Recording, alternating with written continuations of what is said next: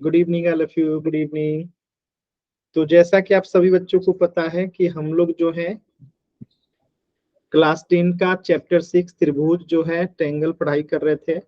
और इसमें हमने लास्ट क्लास में ये प्रमेय पढ़ा था, अगर आप लोग को याद हो, साइड एंगल साइड, कोण कोण कसौटी, कोण कोण कसौटी। अब जैसे एक सिंपल सा क्वेश्चन देखिएगा, एकदम सिंपल क्वेश्चन है। जैसे क्या होता है, जैसे एक ट्रायंगल बना दिया मैंने,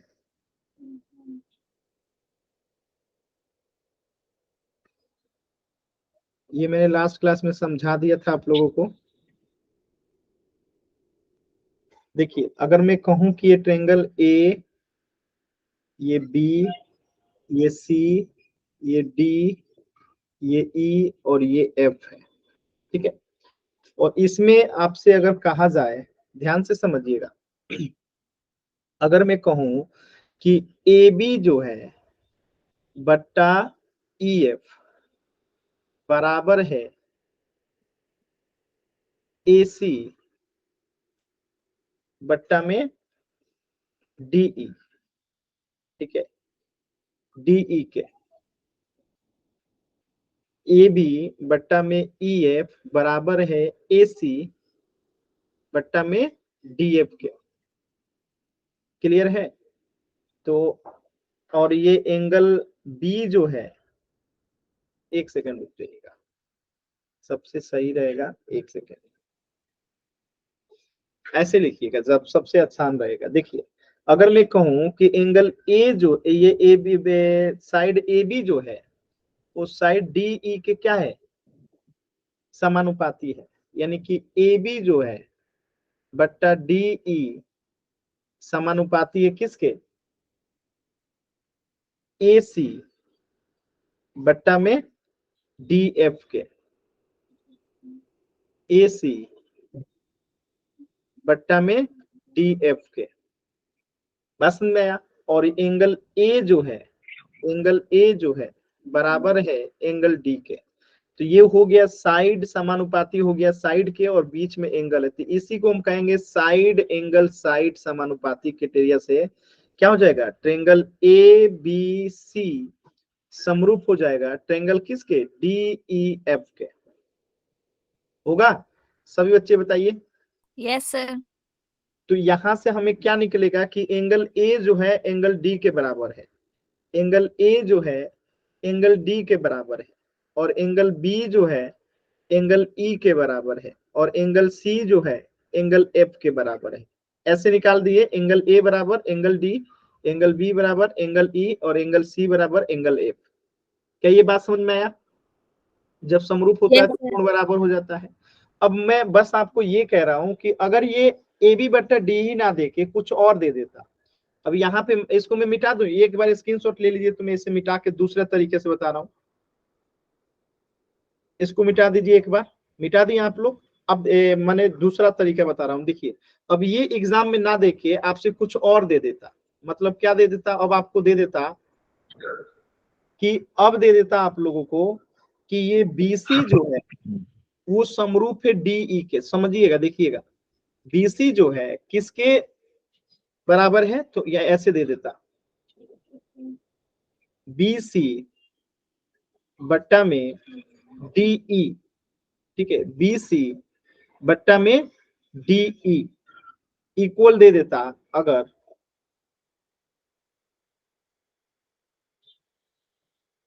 क्या, ए बी, देखिएगा, ए बी बट्टा में किसके, डी एफ के। ए बी अगर बराबर दे देता डी एफ के, डी एफ के, तो अब हमारा कौन सा ट्रायंगल होगा, और यहाँ पे बीच में अब जो कोण है, अब वो कौन से कोण के बराबर दिया है, एंगल बी जो है वो एंगल डी के बराबर दिया है, ठीक है, एंगल बी जो है एंगल डी के बराबर दिया है, ठीक है। तो अब हम यहाँ पे क्या लिखेंगे, अब हम यहाँ पे लिखेंगे कि ट्रायंगल कौन सा, ए बी है किसके समरूप, ए बी किसके समरूप है, डीई के। तो हम यहाँ पे लिखेंगे ए बी सी किसके समरूप होगा, डी ई एफ के। क्या आपको बात समझ में आया? यस सॉरी, BCA होगा, मैंने गलत लिख दिया, यहाँ पे देखिए BCA होगा, सॉरी ट्रायंगल, क्योंकि ये BC के समरूप है ना D, तो BCA समरूप हो जाएगा किसके? ट्रायंगल DEF के होगा। ध्यान से देखिए, क्योंकि ये वाला भुजा जो है इस भुजा के समानांतर दिया है ना BC बट्टा DE, तो हम BC लिखेंगे तब तो यहाँ पे DE आएगा। और अब यहां से अगर आप निकालेंगे तो एंगल बी बराबर क्या हो जाएगा? एंगल बी बराबर एंगल डी हो जाएगा, और एंगल सी बराबर एंगल डी ई हो जाएगा, और एंगल ए बराबर एंगल एफ हो जाएगा। क्या आपको ये बात समझ में आया? और अभी भी वही क्राइटेरिया है, साइड एंगल साइड का। क्या ये आप सभी बच्चों को बात समझ में आ रहा है? Yes sir. तो आपको क्वेश्चन देख के ये चीजें समझना रहेगा कि हमें यहाँ पे कौन किसके एंगल के बराबर होगा। यानी केवल समरूप हो जाने से हम ये नहीं कह देंगे कुछ भी। जब समरूप होगा तो देखना होगा BCA समरूप हो रहा है कि ABC हो रहा है कि क्या हो रहा है, इस चीज का हमें ध्यान रहना होगा। और ये हम कैसे लिखते हैं? BC यहाँ पे है, ये BC है, किसके समरूप है? AB के, सॉरी DE के। किसके समानुपाती है? BC डी के। तो हम पहले यहाँ पे BC लिख देते हैं और यहाँ पे DE लिख दिए, और बाकी जो बच गया इसमें A बच गया तो यहाँ A लगा दिए, और यहाँ पे F बच गया तो यहाँ पे F लगा दिए, और इसके बाद एंगल लिख लेते हैं। समझ में आया? Yes sir. एक क्वेश्चन दूं मैं, आप लोग इस पे आधारित करेंगे। Yes sir. अच्छा, ये क्वेश्चन देखिएगा ध्यान से। यहाँ पे एक अनुपात दे रखा है, और उस अनुपात से देखिए कौन सा ट्रायंगल निकल के आता है। अनुपात क्या दे रखा है? ध्यान से देखिएगा। ठीक है, अनुपात क्या दे रखा है? ध्यान से देखिएगा। अनुपात दे रखा है AB बट्टा में EF बराबर दे रखा है AC बट्टा में DE। तो यहाँ पे पहले दो ट्रायंगल बना लीजिएगा। ठीक है, एक ट्रायंगल का नाम क्या दे रखा है? एक ट्रायंगल का नाम दे रखा है ABC, ये हो गया ABC, और एक ट्रायंगल दे रखा है DEF। अब देखिए इन दोनों, इस अनुपात से कौन सा ट्रायंगल जो है समरूप होगा, यानी ट्रायंगल का नामकरण कैसे करेंगे, तभी आपको निकल के आएगा कौन सा एंगल किसके बराबर होगा। ध्यान से कीजिएगा, जल्दबाजी कीजिएगा तो गलत हो जाएगा, क्योंकि इसमें जो दिखेगा कि मतलब जितना अब जैसे सबको क्या दिख रहा होगा कि एंगल ए बराबर एंगल डी है, लेकिन एंगल ए बराबर एंगल डी नहीं है। सबको सिंपली यही दिख रहा होगा कि एंगल ए बराबर एंगल डी है, बट ऐसा है नहीं। आप इस अनुपात के हिसाब से देखिए, तब आपको निकल के आएगा कि एंगल ए बराबर एंगल डी नहीं है। आप रेशियो लिख के देखिए, आपको खुद समझ में आएगा। ठीक है, तो एकदम ध्यान से कीजिएगा, जल्दबाजी कीजिएगा तो गलत हो जाएगा। जैसे मैंने अनुपात लिखना सिखाया था, अभी अनुपात लिखिए, उसके बाद ट्रायंगल देखिए कौन समरूप हो रहा है। आराम से कीजिए सभी बच्चे।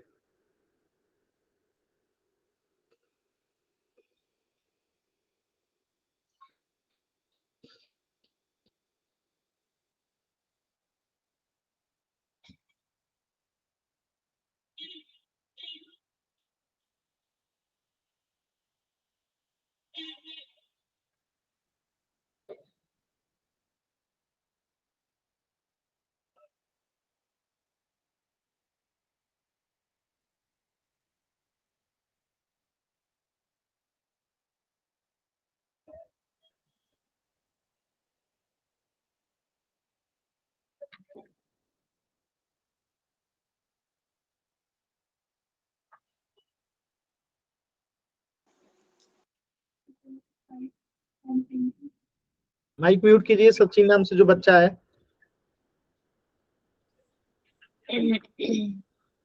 माइक म्यूट कीजिए।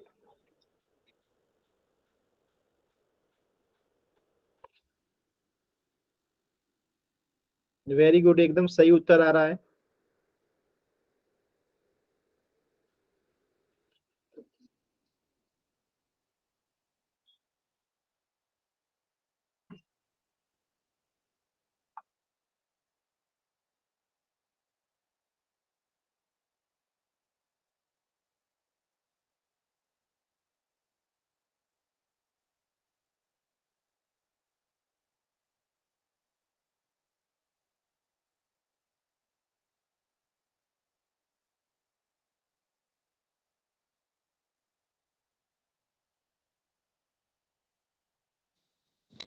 क्या हो गया सर? क्लास से बाहर करूं? कह रहा हूँ बार बार माइक बंद रखना है। कॉल सेक्शन में मैंने आंसर। तो ऑन ही नहीं किया। आवाज ऐसे ही आ रहा है आपका? सर ऑन ही नहीं किया मैंने।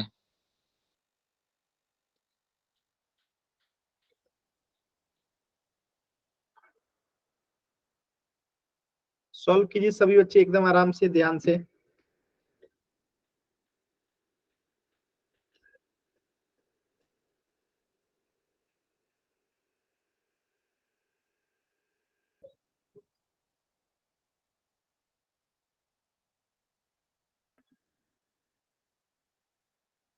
सिर्फ एक बच्चे का आंसर गलत है, बाकी सभी का सही है। Very good.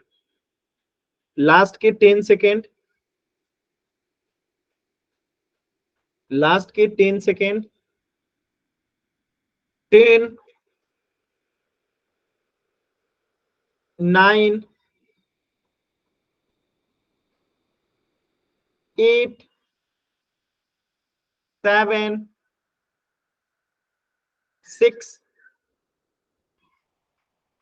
5, 4,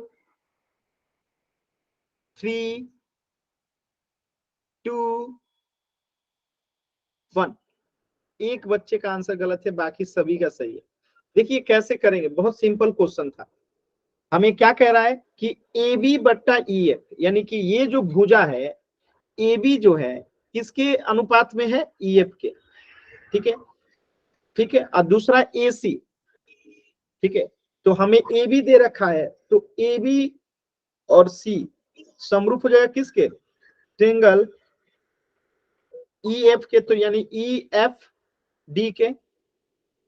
बात समझ में आ रहा है? ए बी जो है किसके अनुपात में है? ई एफ के। देखिए ए बी बट्टा ई एफ, यानी ए बी किसके अनुपात में है?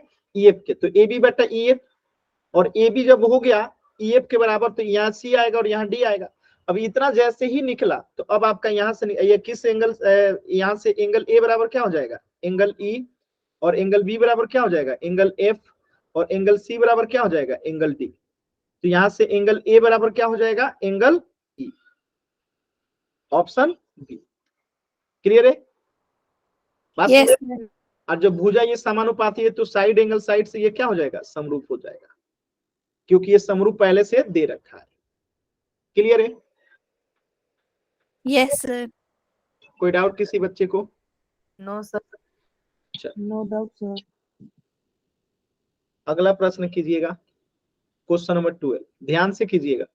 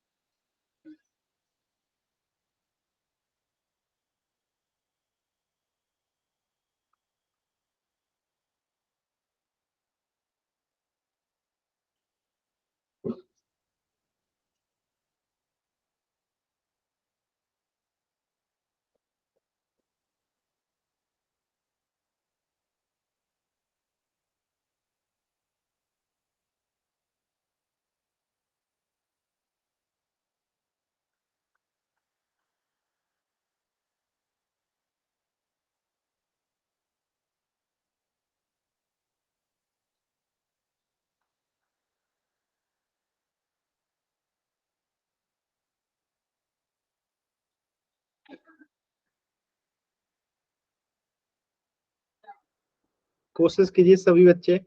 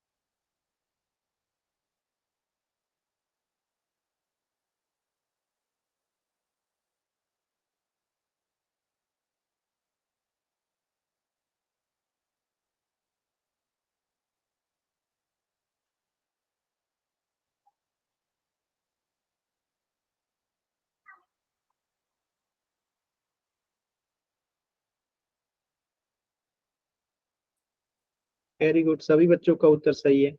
लास्ट के 20 सेकेंड,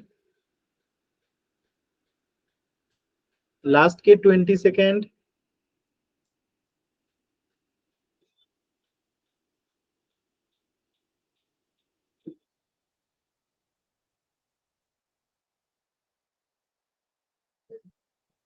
लास्ट के 10 सेकेंड। 10, 9, 8, 7, 6, 5, 4, 3, 2, 1।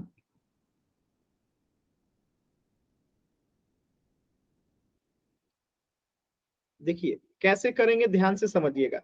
यहां पे आप देखेंगे कि एम एन बट्टा पी क्यू इक्वल है एम एल बट्टा क्यू आर, और साथ में एंगल एम बराबर है एंगल क्यू के। तो यहां से आप कह सकते हैं कि ट्रेंगल एम एन एल समरूप होगा ट्रेंगल पी क्यू आर के। किस क्राइटेरिया से?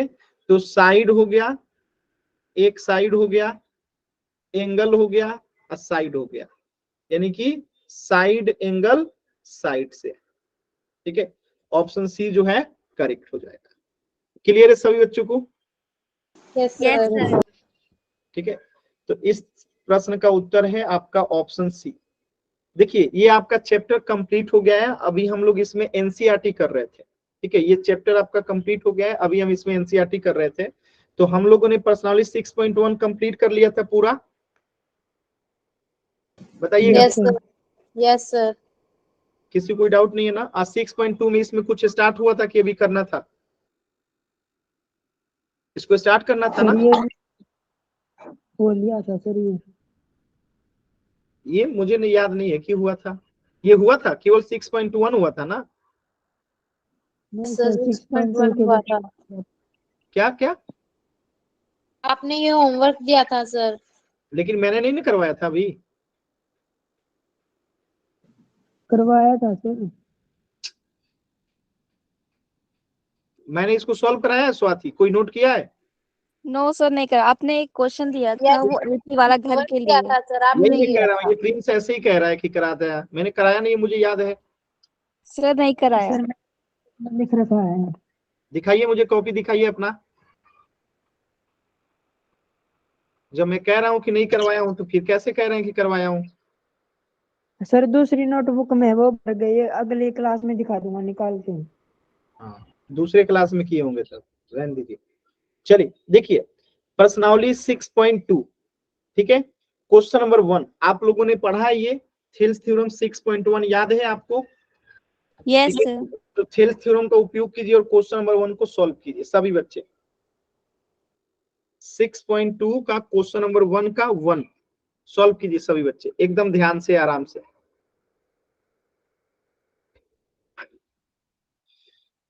कोई जल्दबाजी नहीं करना है, एकदम आराम से सॉल्व कीजिए।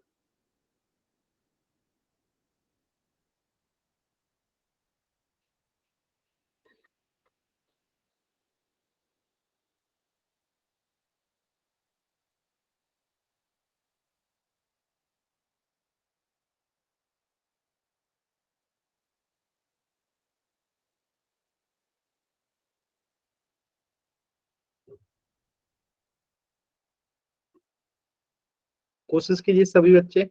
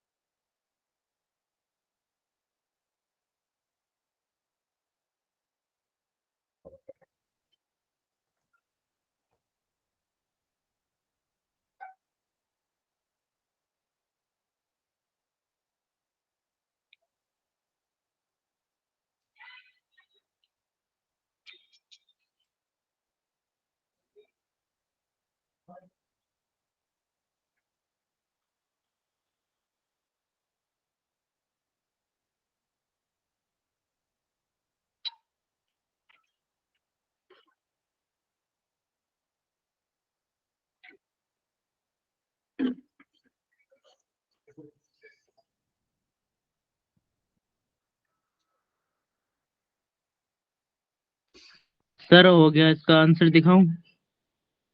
चलिए वेरी गुड, दिखा दीजिए।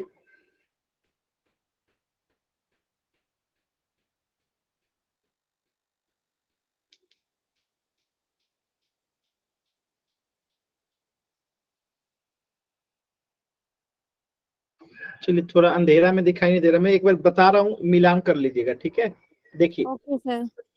देखिए क्वेश्चन नंबर 1 का प्रश्न संख्या 1, यहाँ पे हमें क्या दे रखा है, DE जो है समानांतर दे रखा है किसके, BC के। तो यहाँ पे हम लिखेंगे कि इफ DE समानांतर है BC का, तो एक अनुपात मिलेगा हमें AD बट्टा में BD इक्वल हो जाएगा AE बट्टा में EC के, और यहाँ ब्रैकेट में लिखेंगे बाई BPT, डाई BPT या थेल्स थ्योरम, जो आपकी इच्छा हो आप लिख सकते हैं।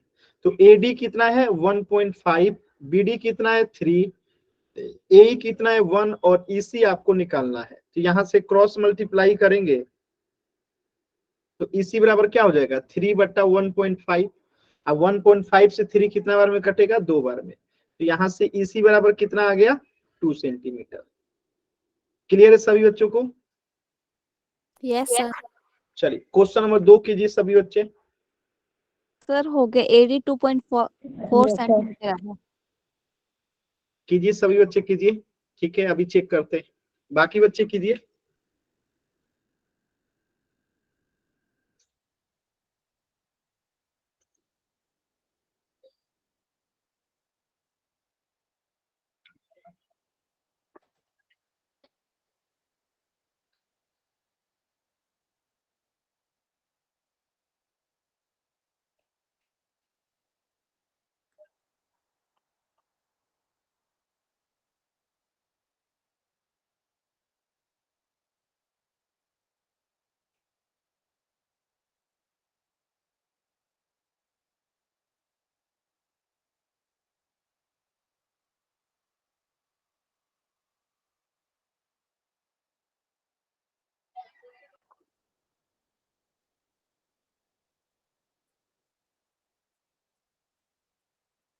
सॉल्व कीजिए सभी बच्चे।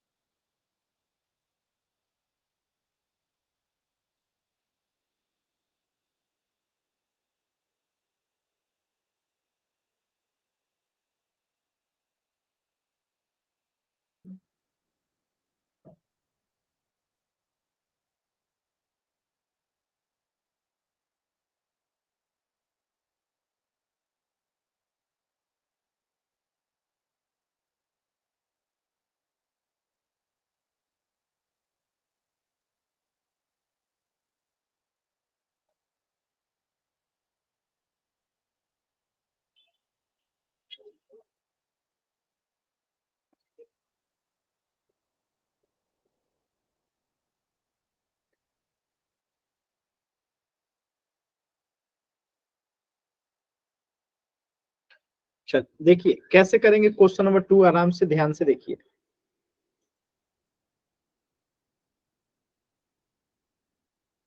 क्वेश्चन नंबर 1 का क्वेश्चन नंबर 2 हम क्या लिखेंगे, यहाँ पे भी DE जो है समानांतर दे रखा है BC। देखिए लिखेंगे कि इफ DE समानांतर है BC के, तो यहाँ से एक अनुपात मिलेगा AD बट्टा में BD इक्वल टू AE बट्टा में EC। हल करेंगे, यहाँ लिख दीजिएगा बाई BPT थ्योरम या थेल्स थ्योरम। तो AD कितना है नहीं पता, BD कितना है 7.2, AE कितना है 1.8 और EC कितना है 5.4। क्रॉस मल्टीप्लाई करेंगे तो क्या आएगा, AD बराबर हो जाएगा आपका 1.8 गुने 7.2 बट्टा में 5.4। दशमलव के बाद आप देखिए सेम अंक है तो ये दशमलव गायब हो जाएगा, खत्म हो जाएगा। ठीक है, तो 18 तरीका कितना हो जाएगा 54। 3 से इसको कटाएंगे तो 3 दूनी 6, 1 बचा 4 तिहाई 12, तो कितना हो गया AD बराबर 2.4 सेंटीमीटर। क्लियर है सभी बच्चों को? सर स्क्रीन स्क्रीन रुकी हुई है सर। स्क्रीन रुकी हुई है, बाकी सभी बच्चों का रुका हुआ है। No sir. No sir. No sir. एक बार रीज्वाइन कीजिए स्वाति। क्लियर है सभी बच्चों को? Yes sir. चल अगला क्वेश्चन करते हैं। क्वेश्चन नंबर 2 देखिएगा। क्वेश्चन नंबर 2, बाकी चीजें मैं मिटा देता हूं।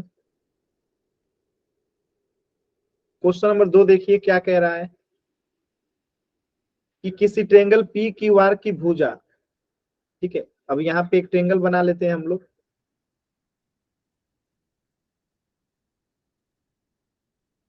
क्योंकि इसमें भुजा दे नहीं रखा है, तो ट्रेंगल PQR ये हो गया PQR की भुजा PQ और PR पे 2 बिंदु है, तो यहाँ पे 2 बिंदु ले लीजिए। PR पे 2 बिंदु है, तो इसका नाम कर दीजिए E, इसका नाम कर दीजिए F। ठीक है, ठीक है, और प्रत्येक की स्थिति में EF जो है, ये जो है समानांतर दे रखा है किसके, QR के। ठीक है, ये क्वेश्चन नंबर 2 की आकृति बन गई। और क्वेश्चन नंबर 1 क्या कह रहा है कि आपको बताना है कि क्या ये समानांतर है कि नहीं है। तो अगर अनुपात बराबर हो जाएगा तो समानांतर हो जाएगा। चेक कीजिए आप लोग, तो इसका अनुपात बराबर है कि नहीं है। क्वेश्चन नंबर 1 चेक कीजिए।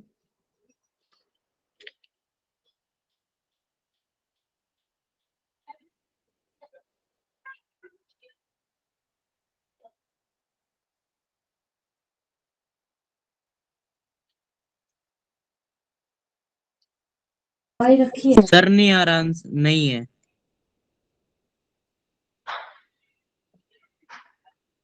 सभी बच्चे कोशिश कीजिए।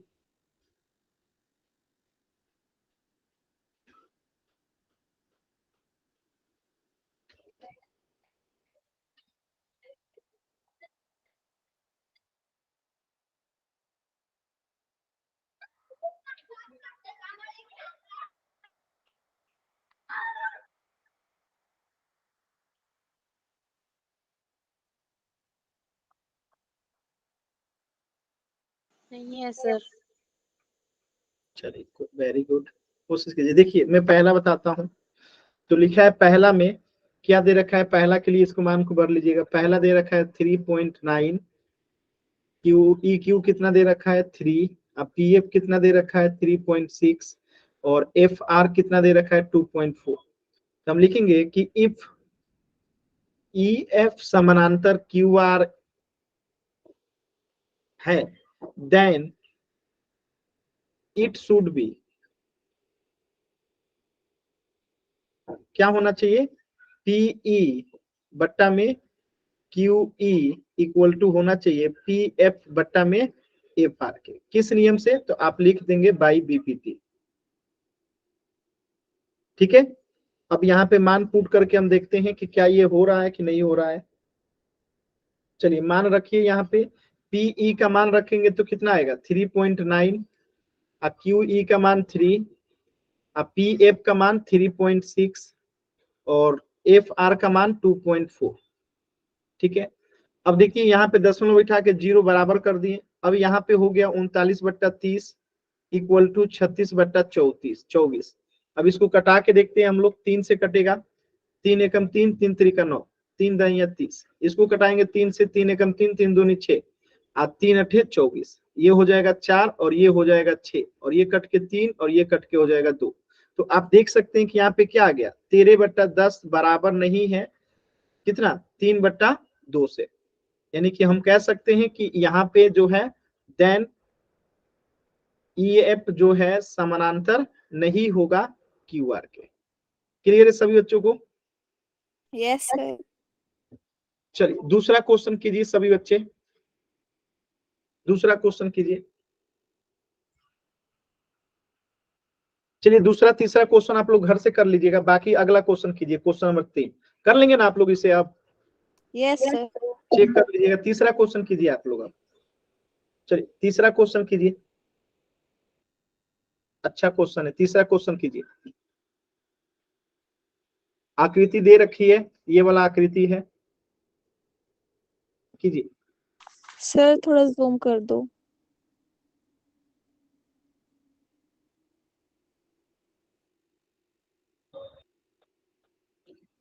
देखिए आकृति ये वाला है और क्वेश्चन आपके सामने है।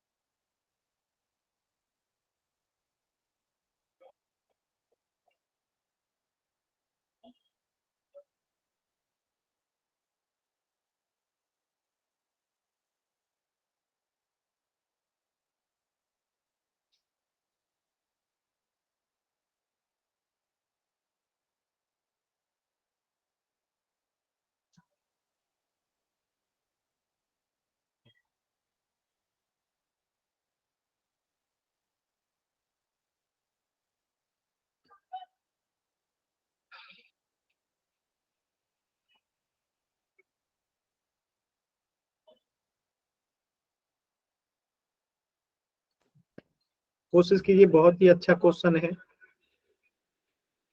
एकदम ध्यान से।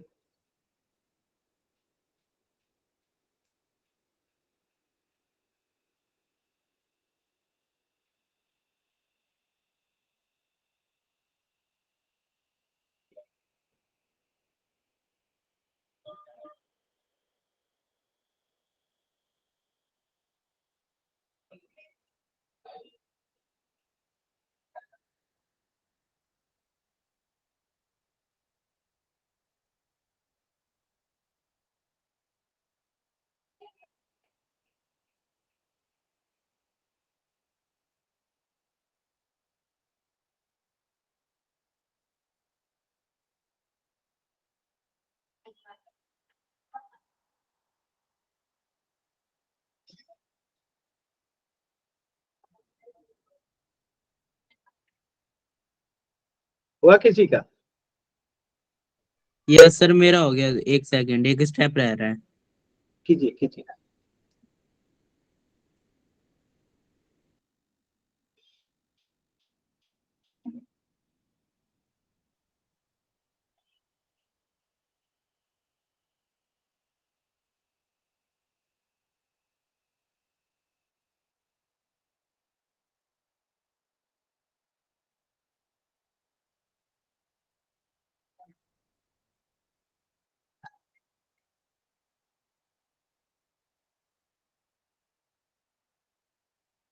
Very good Saurabh, very good, सही किए। देखिए इसको थोड़ा सा पहले समझते हैं, ध्यान से देखिएगा। एक क्वेश्चन पहले मैं बताता हूँ। जैसे मान लेते हैं कि यहाँ पे मैं एक ट्रेंगल बना देता हूँ। पहले इस क्वेश्चन को समझिएगा जो मैं बता रहा हूँ।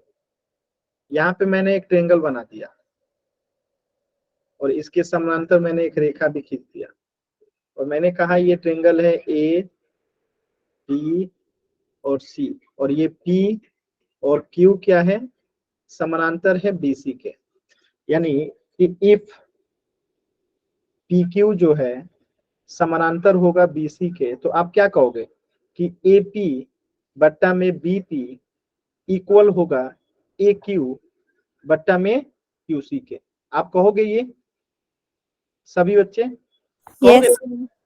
लेकिन अगर जैसे ही मैं यहाँ पे लिखता हूं क्या ए पी बट्टा में ए बी बराबर होगा ए क्यू बट्टा में ए सी, अब आप कहोगे सर ये कैसे हुआ, कंफ्यूजन हुआ ना? देखिए इसको कैसे करते हैं, इसको साबित करते हैं। तो एक एग्जांपल ले लेते हैं।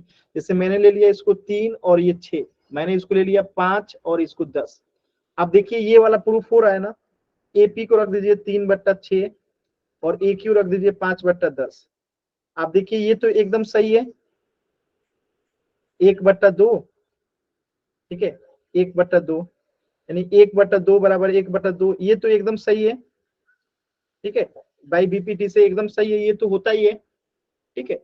अब अगर मैंने कहा कि अगर मैं एपी बट्टा में ए बी कर दूं और इधर में ए क्यू बट्टा में ए सी कर दूं, तब भी एक ही चीज आएगा। देखिए, एपी की जगह 3 रखिए, ए बी की जगह पे कितना रखिएगा, 6 3 9, ए क्यू की जगह पे 5 रखिए और ए सी की जगह पे कितना रखिएगा, 15। देखिएगा आंसर सेम आएगा। 3 एकम 3, 3 3 9, 5 एकम 5, 5 3 15, 1/3 बराबर 1/3। और जब कभी भी लेफ्ट हैंड साइड बराबर राइट हैंड साइड होता है तो क्या कहते हैं कि ये सत्य है, यानी कि इसे भी हम लिख सकते हैं। क्या आपको बात समझ में आया? तो ये क्या है, बीपीटी का ही विस्तार है। यानी आपने सीखा ये वाला कि एपी बट्टा बीपी बराबर होता है ए क्यू बट्टा क्यूसी, और हमने इसी का विस्तार करके ये लिख दिया कि एपी बट्टा ए बी बराबर होगा ए क्यू बट्टा एसी के, होगा। Yes sir. तो ये चीजें आपको समझ में आया ना कि ऐसा होता है, हम ऐसा लिख सकते हैं। ये समझ में आया ना सभी बच्चों को? अब देखिए, इसमें इसी कंसेप्ट का यहाँ पे हम उपयोग करेंगे। जो क्वेश्चन था आपका, ये क्वेश्चन नंबर 3, देखिए कुछ ऐसे ही सॉल्व करेंगे,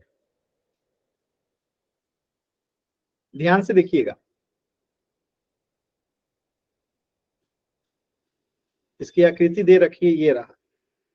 तो यहाँ पे कह रहा है कि एलएम समानांतर है सीबी का, ठीक है। ये एलएम जो है समानांतर है किसके, सीबी का। तो हम इसको एक ट्रायंगल बना देते हैं।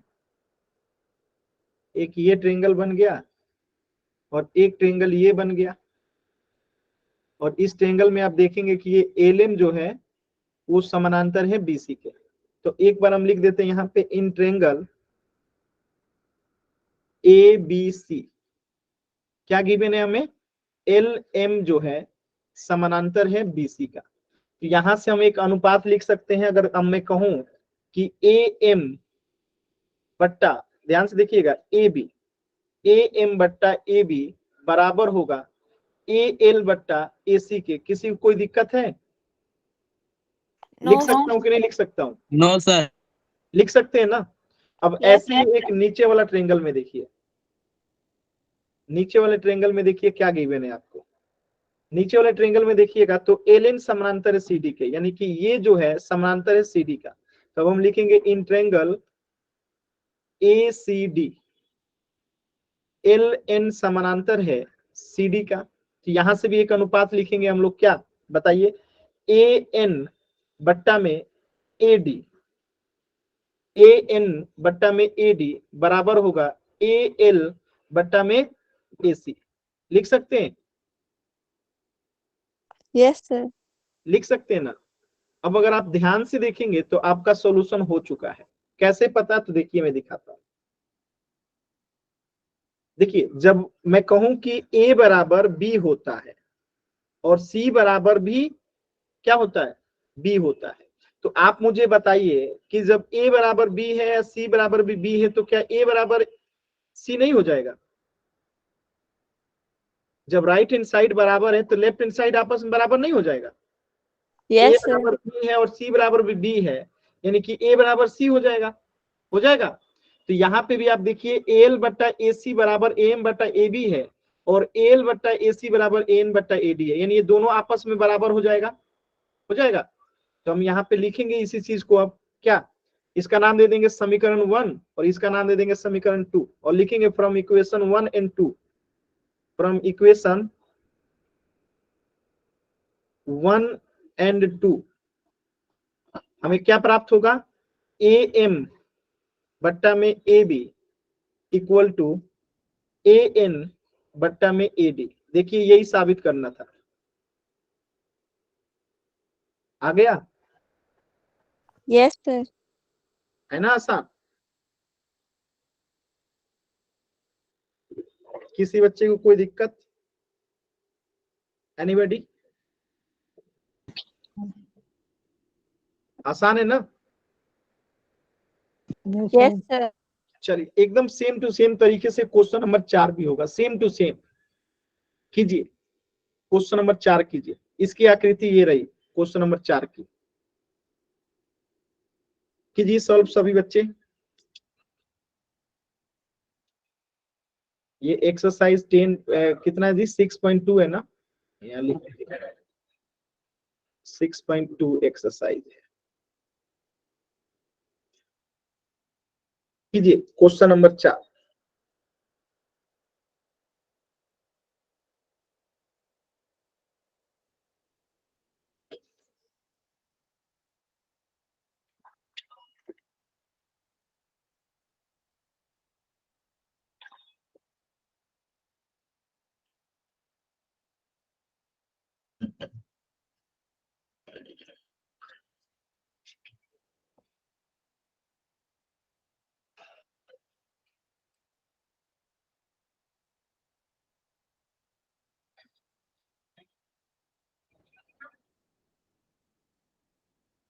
कोशिश कीजिए सभी बच्चे एकदम आराम से, ध्यान से, जल्दबाजी नहीं करना है, एकदम आराम से कोशिश कीजिए।